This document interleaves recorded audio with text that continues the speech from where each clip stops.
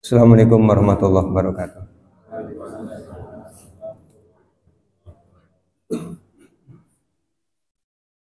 Innal hamdalillah nahmaduhu wa nasta'inuhu wa nastaghfiruh wa na'udzu billahi min syururi anfusina wa min sayyiati a'malina may yahdihillahu fala mudilla lahu wa may yudlil fala hadiya lahu. Asyhadu an la ilaha illallah wahdahu la syarika lahu wa anna Muhammadan abduhu wa rasuluh.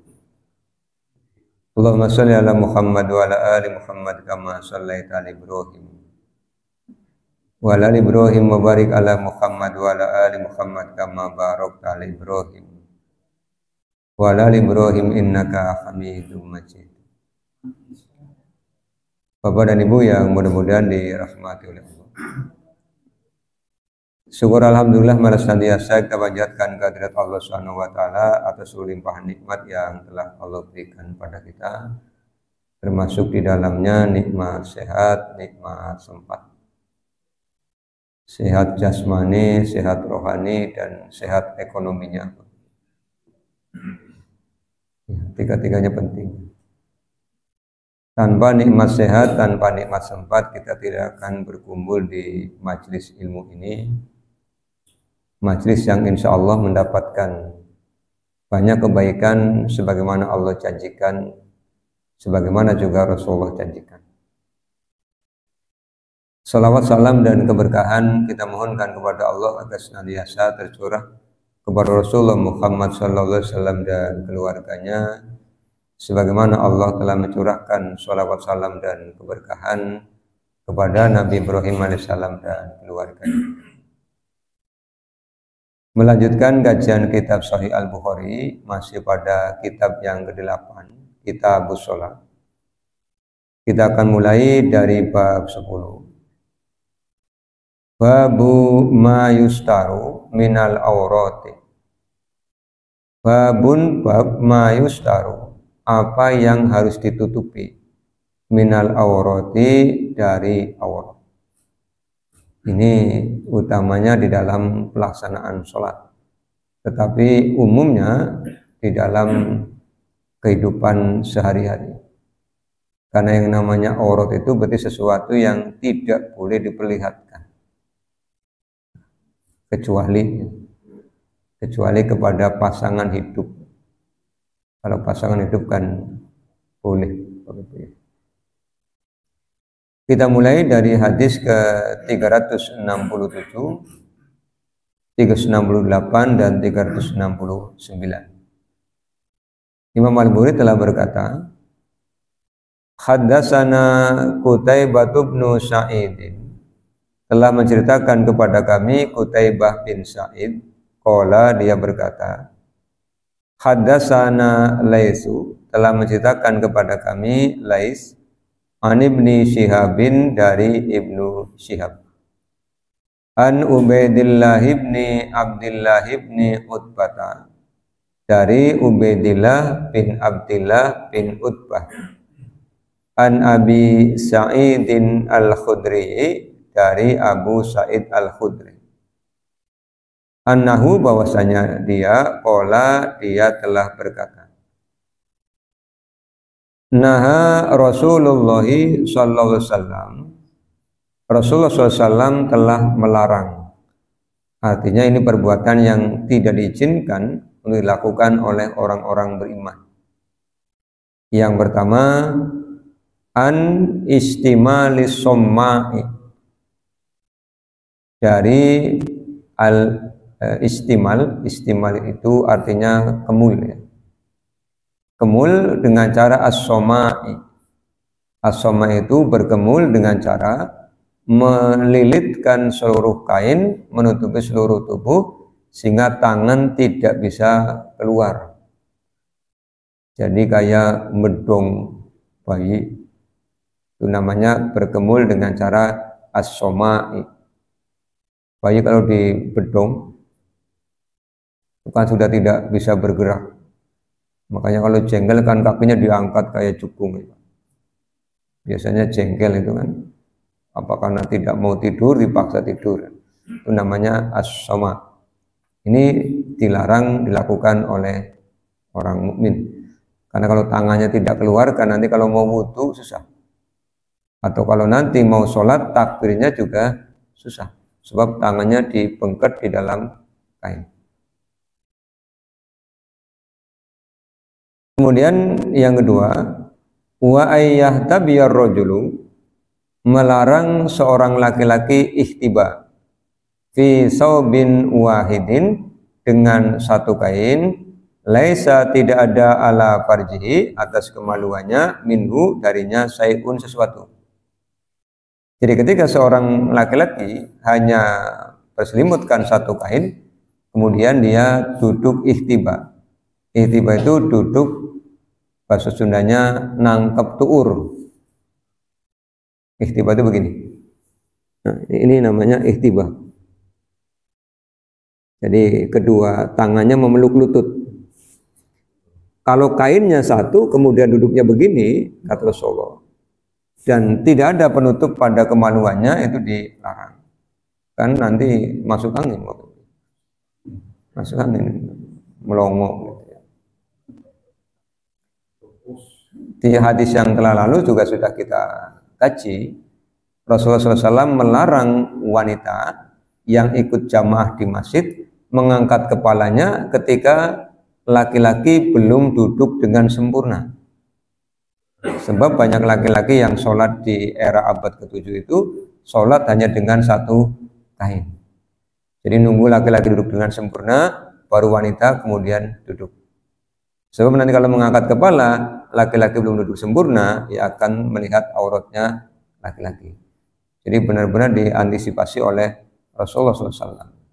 Tapi di era kita kan tidak. Ya, di era kita Allah berikan rezeki yang melimpah. Kainnya tidak satu, tapi double-double, kan? Jadi aman.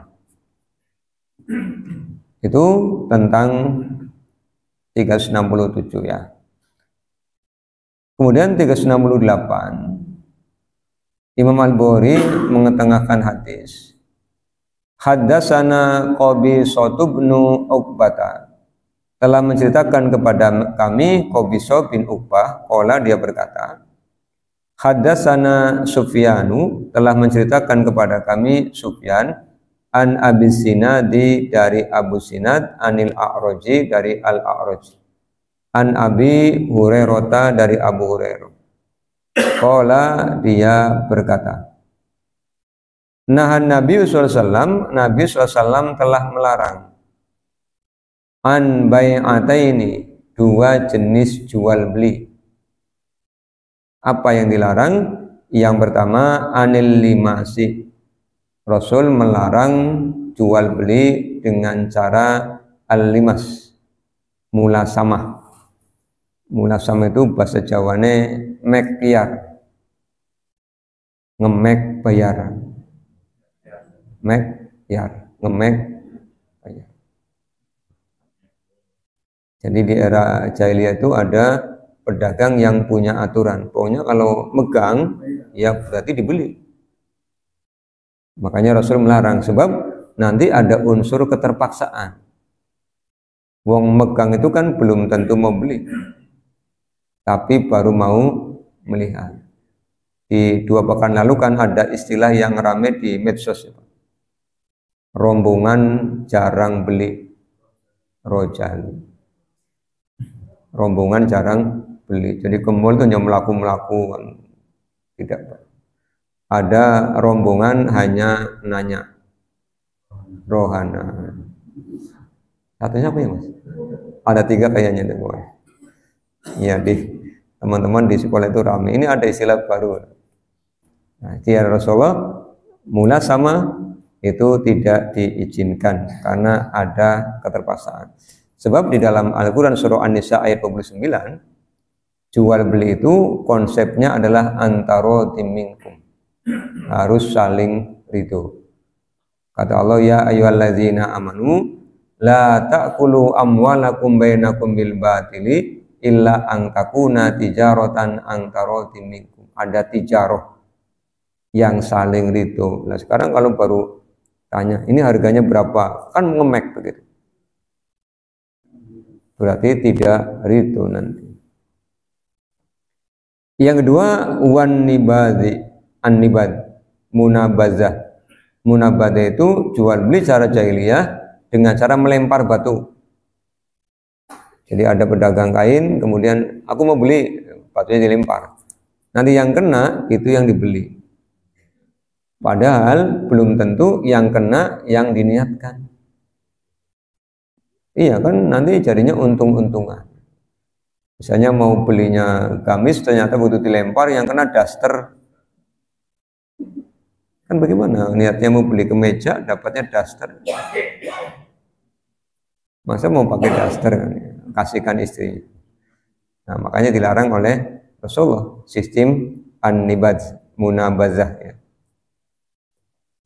Itu dua jenis jual beli yang dilarang oleh Rasul di hadis 368. Wa ayastamila somma'a, ini yang kaitannya dengan tadi, berkemul dengan cara as-somma tadi sudah ya. Wa ayastabiyar rajulu fi saubin wahidin, melarang seorang laki-laki ikhtiba, duduk nanggap tukur tadi hanya dengan mengenakan satu kain. 369. Ini yang bercerita adalah Abu Hurairah, Bapak Ibu. Jalurnya sampai kepada Abu Hurairah.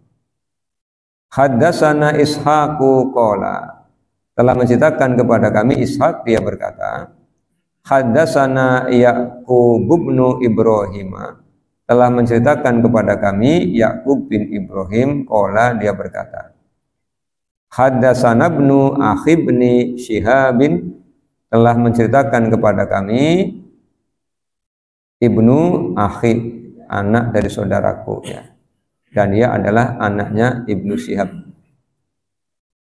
an ammihi, dari pamannya, qala, dia berkata, akhbaroni, telah mengabarkan kepadaku Humaid bin Abdurrahman bin Aufin, Humaid bin Abdurrahman bin Auf, anna Aba Hurairah qala, bahwasanya Abu Hurairah telah berkata,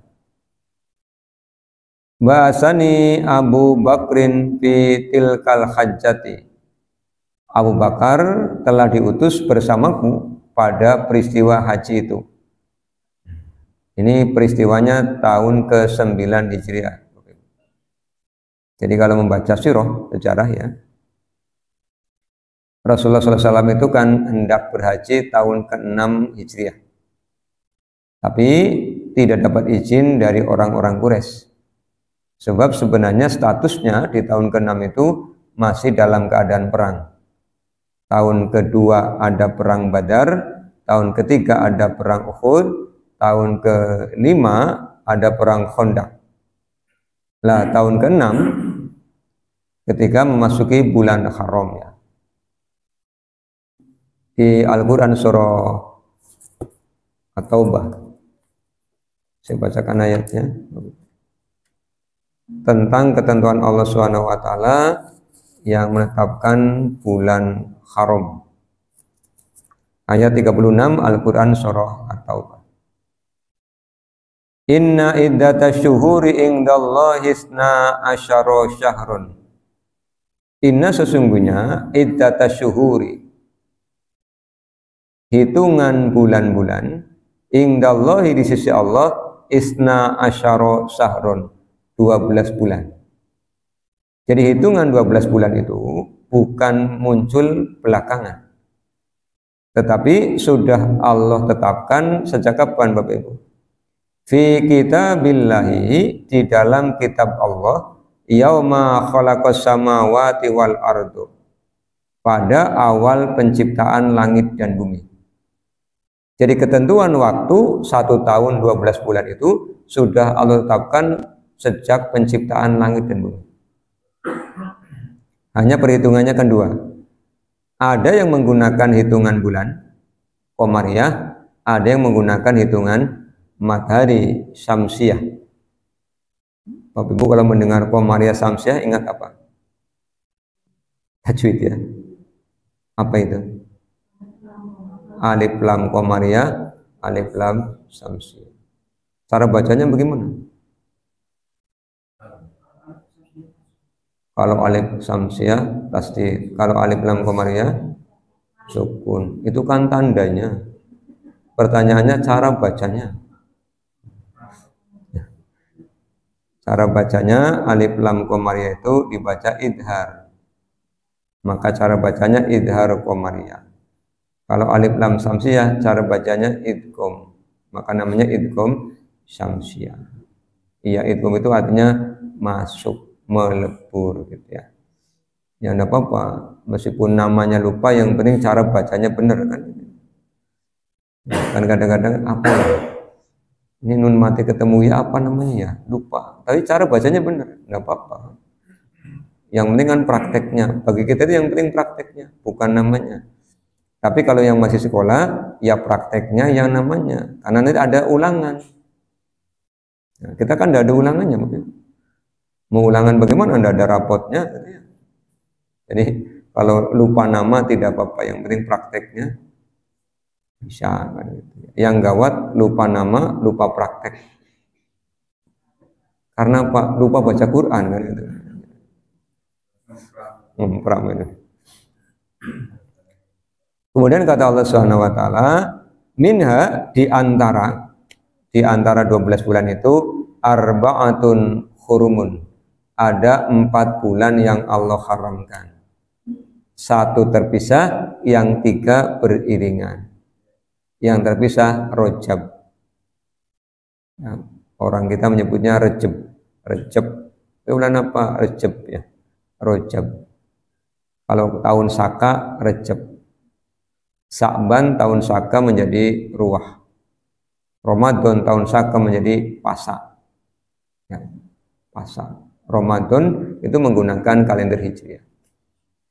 Kemudian 3 yang beriringan itu Dzulqa'dah. Kalau orang Jawa nyebutnya Apit. Ya. Kemudian Dzulhijjah, Aji. Kemudian Muharram, Sura. Ya, tergantung menghafalkannya. Yang hafal perhitungan menggunakan nama Jawa, kalender tahun Saka ya hafal. Surah, Safar, Mulud, Syawal, Mulud, Jumadil Awal, Jumadil Akhir, Rajab, Ruwah, Puasa. Terus Bada, Syawal ya. Bukan Bada ya, Syawal. Lah di bulan-bulan haram yang 3 betul itu Rasulullah kemudian pergi ke Mekah untuk berhaji. Tapi dihadang oleh orang-orang Quraisy, tidak diizinkan masuk. Diizinkan masuk Mekah hanya 3 hari. Padahal yang namanya orang haji itu Bapak Ibu, itu minimal 5 hari. Jika mulai 8 ya, Tarwiyah 8, Arafah 9, kemudian 10 di Mina, kembali lagi ke Mekah untuk melaksanakan rangkaian rukun haji, kemudian 11 di Mina, 12 di Mina. Ini yang mengambil nafar awal. Yang mengambil nafar sani ya 6 hari. Berarti sampai tanggal 13. Nah ini hanya diberi waktu 3 hari. Maka Rasulullah hanya melaksanakan umroh, kemudian kembali ke Hudaybiyah, menyembelih binatang-binatang korban. Rasulullah kembali ke Madinah. Tahun ke-8 Hijriah, Allah berikan kemenangan kepada Rasul. Peristiwa Futuh Mekah. Tahun ke-9 Hijriah, Rasulullah mengutus Abu Bakar bersama dengan Abu Hurairah dan seorang lagi. Kata Abu Hurairah itu fi mu'adzinina, 2 orang yang ditugaskan untuk memberitahukan ada informasi dari Allah Subhanahu wa taala kepada orang-orang Makkah dan sekitarnya. Yauman nahri, pada hari nahar. Ini sebutan untuk hari berkorban, tanggal 10, 11, 12, 13 Dzulhijjah.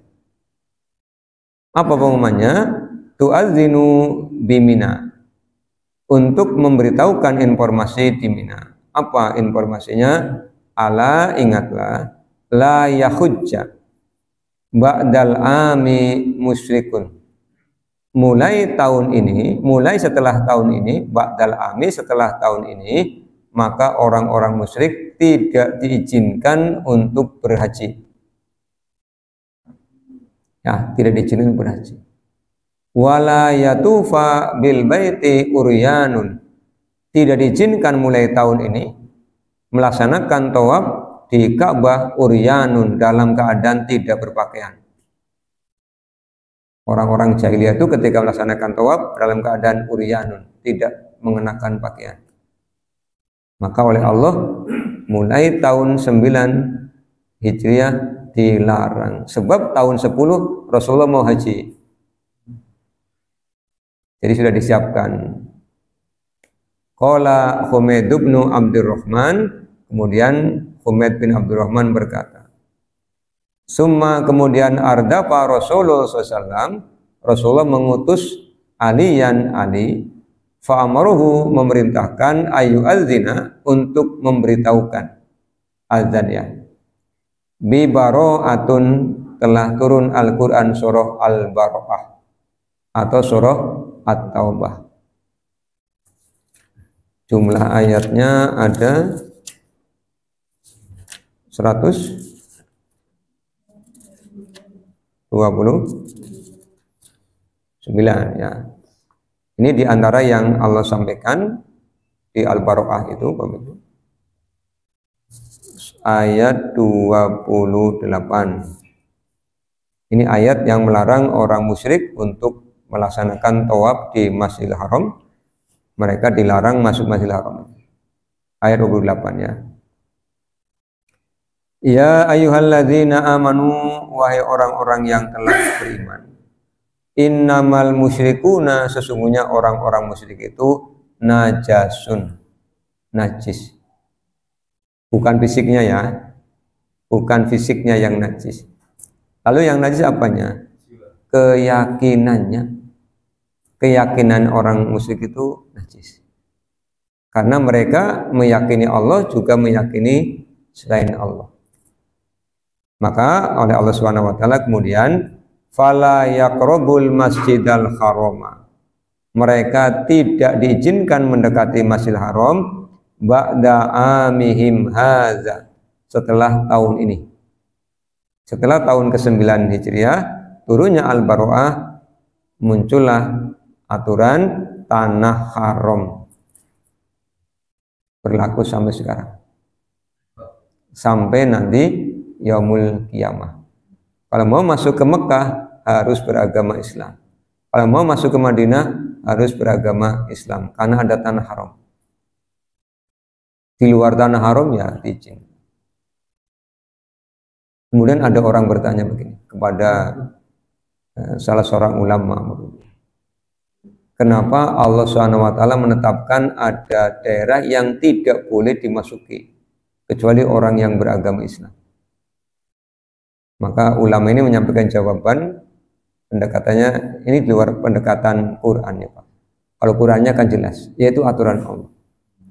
Kemudian dia menyampaikan perumpamaan begini. Apakah Anda pernah datang ke suatu perusahaan? Iya. Ketika Anda datang kepada suatu perusahaan, ada satu ruangan yang tulisannya staff only. Yang boleh masuk hanya pegawai di situ. Di luar pegawai tidak diizinkan. Lalu ketika Anda mempertanyakan, kok hanya pegawai? Yaitu aturan pemilik perusahaan. Bumi ini milik Allah. Maka Allah punya hak untuk mengatur mana yang boleh dimasuki dan mana yang tidak boleh dimasuki. Bukan diskriminasi, wong perusahaan juga begitu. Itu di tempat-tempat niaga juga begitu. Tidak boleh masuk kecuali kasir kan itu. Jadi di situ tempat uang disimpan. Kalau semua orang diizinkan masuk kan bahaya kan, nanti bisa uangnya pada hilang kan. Kenapa diatur? Ya terserah yang punya perusahaan kan begitu. Ya terserah yang punya langit dan bumi, Allah Subhanahu wa taala. Kemudian Allah menyampaikan begini. Wa in khiftum, dan jika engkau khawatir ailatan, rugi. Kenapa khawatir rugi? Ketika ayat ini turun, berarti kan orang-orang yang tidak beragama Islam tidak akan berhaji. Maka kata Allah Subhanahu wa taala, tidak usah khawatir. Kalian orang-orang beriman tidak usah khawatir, kalian akan rugi. Fasaufa yugnikumullah. Allah pasti akan mencukupi kalian min fadlihi, dari karunia-Nya. Dan Allah menepati janjinya. Satu-satunya tempat yang 24 jam sepanjang tahun tidak pernah sepi, Masjidil Haram. Kalau nanti Bapak Ibu mau umroh misalnya, begitu sampai, kemudian misalnya bilang umrohnya nanti aja lah, jam 2 pagi ramai, 12 siang ramai, 2 siang ramai, tidak ada sepinya. Bagaimana mau sepi? Yang datang bukan ratusan, ribuan, jutaan orang kan datang. Iya, waktu ramai sekali.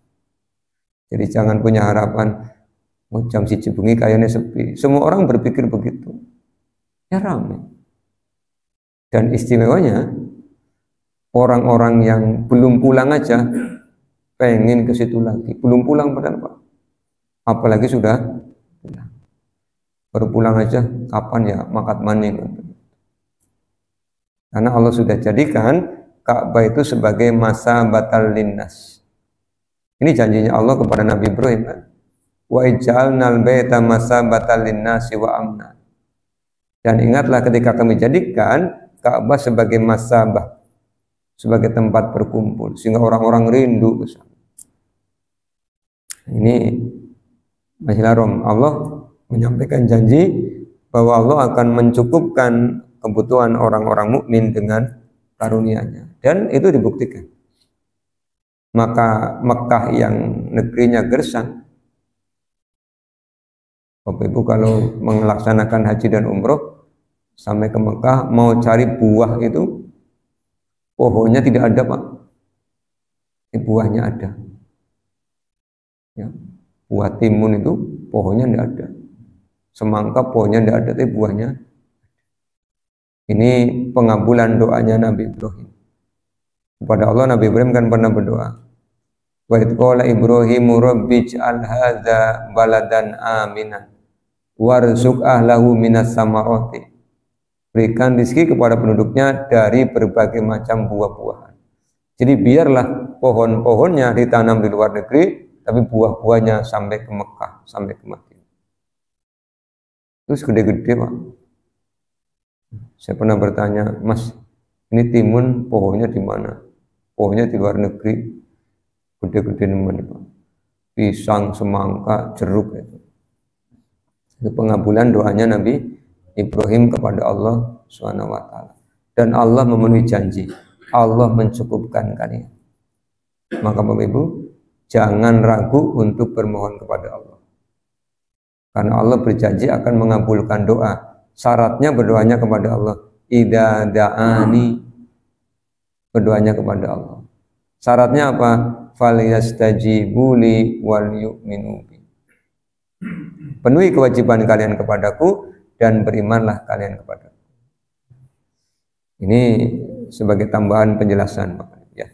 Jadi kalau misalnya ada yang bertanya pada panjenengan, loh, Rasul kok melarang? Ya Allah yang melarang. Tadi ayatnya 28 dari Al-Quran surah At-Taubah. Jadi rombongannya Abu Bakar, Abu Hurairah, kemudian putranya Abdurrahman bin Auf, Humaid, itu ikut ke Makkah. Kemudian belakangan datang Ali membawa Al-Quran surah Al-Baro'ah. Al-Quran surah Al-Baro'ah itu turun tahun ke-9 Hijriah. Disebut Al-Baro'ah karena isinya berlepas diri, isinya memisahkan. Maka di Al-Baro'ah atau At-Taubah itu jelas Allah menerangkan siapa orang mukmin, Allah menerangkan siapa orang munafik, Allah menerangkan siapa orang musyrik, Allah menerangkan siapa orang-orang kafir. Jadi diterangkan dengan detail. Maka disebut dengan Al-Baro'ah, pemisah. Termasuk di Al-Baro'ah ini ada ayat yang melarang Rasulullah untuk tidak menyolatkan tokoh munafik Madinah. Nah, ketika dia meninggal, kemudian Rasul didatangi oleh putranya agar menyolatkan, tetapi kemudian turun ayat ini, Rasulullah dilarang oleh Allah SWT tidak boleh nyolati. Ayatnya 85. Wala tusalli ala ahadim minhum mata abadan wala takum ala qabrihi innahum kafaru billahi wa rasulihi wa matu wa hum fasikun. Ayat ini turun berkaitan dengan kematian Abdullah bin Ubay bin Salul. Dia meninggal, kemudian anaknya datang kepada Rasulullah meminta Rasul untuk menyolatkan. Rasulullah kemudian mau ke sana, turun ayat ini. Rasulullah balik lagi, tidak jadi menyolat. Tapi ini kan yang tahu Allah. Kalau kita kan tidak tahu hati orang, maka kalau kita ya selagi orang itu beragama Islam, kita tetap menyolatkan, membantunya, memohonkan ampunan kepada Allah SWT agar diringankan kalau dia berbuat dosa. Kalau dia tidak berbuat dosa, ya kita mohonkan kepada Allah agar dia dimudahkan, agar diterima amal-amalnya. Sebab munafik itu kan persoalan hati. Kita hanya bisa melihat lahiriah. Jadi selagi lahiriahnya beragama Islam, ya tetap kita menyolatkan. Kecuali kalau sudah ganti agama, ya serahkan kepada pemuka agamanya. Kan sudah ada yang ngurusi masing-masing. Kemudian bab 11. Bab sholati bi ghairi ridain. Bab sholat tanpa mengenakan rida. Rida itu pakaian bagian atas. Jadi hanya pakai pakaian bagian bawah. Misalnya sarungan tapi udah kelambi. Itu kira-kira sholatnya boleh enggak? 370. Yang bercerita adalah Muhammad bin Al-Munkadir. Ia berkata, dakhaltu, aku telah masuk ala Jabir bin Abdillahi, kepada Jabir bin Abdullah. Wa huwa, dan dia itu yusolli sholat fi saubin multahipan bihi, dengan kain yang diselempangkan. Jadi diikat ya Pak, kainnya diikat di leher. Waridauhu, dan pakaian bagian atasnya rida, baju kurung, maudu'un, digeletakna. Jadi pakai kain diikatkan di leher, tapi baju kurungnya malah digeletak. Ini kan menimbulkan tanda tanya bagi Muhammad bin Al-Munkadir. Falamma, maka setelah insorofa, berpalingnya. Jadi setelah selesai sholat kan madhab kepada Muhammad bin Al-Munkadir. Kulna, kami bertanya, ya Aba Abdillah, wahai Abu Abdullah. Ini karena Jabir punya anak namanya Abdullah, Abdullah bin Jabir. Punya ayah namanya Abdullah. Jadi Abdullah bin Jabir bin Abdullah. Tusolli, engkau sholat, warida uka, dan pakaian atasanmu, baju kurungmu, maudu'un, tergeletak. Qala, kemudian kata Jabir, na'am, iya. Kan ini iya. Ahbabtu, aku suka, ayyaroni, engkau memperhatikanku, al-juhalu mislukum, dan orang-orang yang tidak tahu di antara kalian. Ra'aitun Nabi SAW, aku melihat Nabi SAW yusolli sholat hakaza, seperti ini. Kenapa Jabir sholat dengan satu kain sementara bajunya tidak dipakai? Untuk memperlihatkan kepada orang-orang yang tidak ketemu Nabi bahwa di era Nabi hal seperti itu pernah dilakukan. Jadi sengaja dipakai supaya ada orang yang bertanya. Ketika ditanya baru dijelaskan. Ini kan termasuk metode pembelajaran. Kayak guru agama masuk kelas bawa air dalam timba. Anak-anak kan, wih, Pak Guru mau apa? Kok masuk kelas bawa timba ada airnya? Ternyata mau menerangkan tata cara wudhu. Berikutnya membawa tampah isinya pasir. Ini mau apa? Jangan-jangan mau ngajak goreng kerupuk misalnya. Nah, ternyata mau menerangkan tata cara tayamum. Besoknya membawa kerikil. Mau apa? Mau menerangkan cara istijmar, bersuci dengan batu, bukan melempar jumroh ya. Kan materinya kelas 7, kalau kelas 9 itu melempar jumroh. Masuk lagi di kelas 8, Pak Guru agamanya kok membawa kain kapan. Nah, berarti mau menerangkan tata cara bungkus jenazah. Nah, yang enak kalau Pak Guru agamanya pagi-pagi bawa lengko. Mau menerangkan tata cara makan, enak ini. Diumumkan anak-anak pekan depan kita bawa lengko semua ya. Buat apa Pak? Bisa bawa aja. Nah, begitu pagi setelah berdoa, yuk kita praktek tata cara makan yang benar. Langsung CTL, contextual teaching and learning. Jangan anak-anak cara makan, satu baca bismillah. Anak-anak udah baca bismillah, terus yang mau dimakan apa Pak? Bayangkan aja. Nah, ini namanya tidak kontekstual. Sekarang itu konteks. Dulu ada materi di kelas 3 ya Pak. Kurikulum 94, kemudian kurikulum 2006 itu ada materi pernikahan. Itu anak-anak malah bilang, Pak, bagaimana kalau kita simulasi? Tidak boleh. Jadi tidak boleh simulasi ijab kubul kan. Nah, terus ini gimana prakteknya? Ya nanti kalau sudah sarjana. Kalau ini teori dulu ya. Yang bisa simulasi-simulasi yang belum saatnya ya tidak. Ya. Kalau penyelenggara jenazah bisa simulasi memandikan, mengkafani, menyulatkan, memakamkan ya jangan. Tidak usah pakai simulasi. Nanti makamkan ditinggal gimana ya. Jadi itu namanya CTL. Nah ternyata ini Jabir bin Abdullah itu langsung praktek supaya orang bertanya. Termasuk Malik bin Al-Huwairis datang ke suatu kaum kemudian dia bilang, perhatikan aku mau sholat. Padahal bukan waktunya sholat. Setelah selesai dia bilang, inilah sholatnya Rasul. Ngajari. Jadi para sahabat itu di samping menyampaikan ilmu dengan verbal, dengan kata-kata, juga menyampaikan ilmu dengan peragaan. Maka kemudian muncullah teori dalam pembelajaran.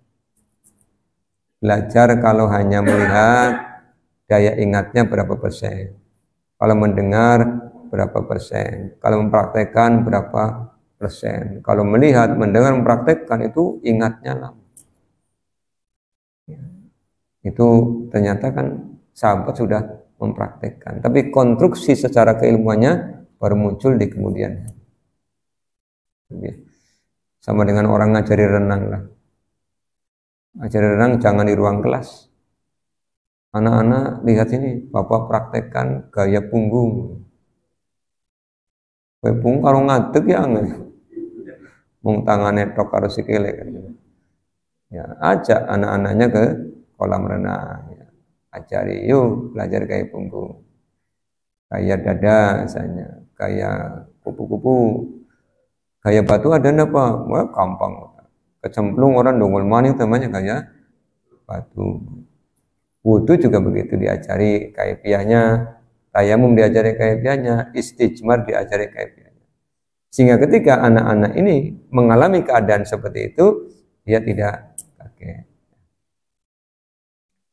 Ini Abdul sahabat ini, Jabir ya, Jabir bin Abdullah sholat, ridanya sengaja dilepas agar diperhatikan dan diajukan pertanyaan.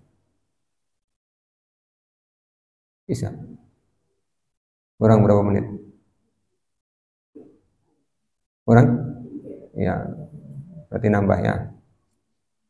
Babun ma yudkaru fil fakhidi. Bab apa yang disebutkan tentang paha. Jadi diperdebatkan paha itu aurat apa tidak begitu ya. Wa yurwa dan diriwayatkan an Ibni Abbasin dari Ibnu Abbas. Wa Jarhadin Jarhad wa Muhammad ibni Jasin Muhammad bin Jasi anin Nabi sallallahu alaihi wasallam dari Nabi sallallahu alaihi wasallam. Al fahidu auratun. Paha itu aurat. Ini pesannya Nabi menurut hadis riwayat Abdullah bin Abbas, Jarhad, Muhammad bin Jasi. Maka bapak-bapak, karena paha itu aurat, ya kalau keluar rumah jangan hanya pakai celana pendek ya. Celana pendek yang di atas lutut, karena di atas lutut kan pahanya kelihatan. Tapi mau olahraga Pak, ya olahraga pakai celana yang di bawah lutut kan ada. Nah, yang 3/4. Trainingnya pakai yang 3/4. Apalagi misalnya pakai celana pendek di atas lutut, terus nganggone kaos boxen. Kaos boxen ini kaos singlet Pak. Kaos singlet. Terus ning gigire katon kae bekas kerokan misalnya. Iya.